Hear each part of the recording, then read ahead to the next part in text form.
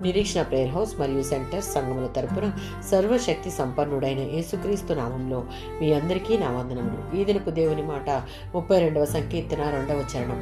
ఆత్మలో కపటము లేనివాడు ధన్యుడు. 32వ సంకీర్తన 2-5 చరణాలలో ఆత్మలో కపటం లేనివాడు అనగా చేసిన పాపాన్ని ఉన్నది ఉన్నట్టు క్షమాపణ పొందుటకు ఆ పాపాన్ని హృదయపూర్వకంగా దేవుని దగ్గర ఒప్పుకున్నవాడు ధన్యుడు. దేవుని చేత నిర్దోషిగా ఎంచబడినవాడు ధన్యుడు అనగా నీతి అనేది క్రియల ద్వారా సాధించేది కాక పాపాలను ఒప్పుకొని దేవుని నమ్మడం వలన బహుమానంగా లభించేది.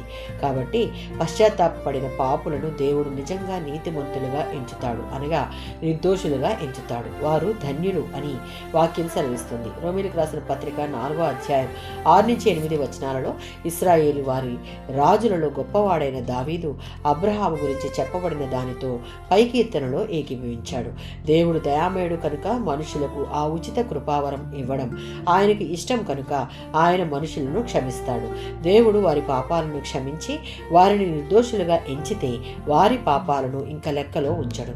1 పేతురు పత్రిక 2వ అధ్యాయం 1-2 వచనాలలో దేవుని సన్నిధిలో పశ్చాత్తాపం పొంది పాపము నుండి విమోచింపబడిన వారు సమస్తమైన దుష్ట స్వభావం, వంచన, కపటం, అసూయ, దూషణ మాటలను విసర్జించి తిరిగి విశ్వాస జీవితంలో వాటికి తావు లేకుండా ఆధ్యాత్మికంగా ఎదుగుటకు స్వచ్ఛమైన పాలు అయిన దేవుని వాక్యమును కొత్తగా పుట్టిన బిడ్డల వలె ఆశిస్తూ దేవునిలో ఎదుగుటకు నిరంతరం ఆసక్తి కలిగి ఉంటే నూతనంగా క్రీస్తులో జన్మించిన మనం ఆధ్యాత్మిక పోషణను ఆశించాలి.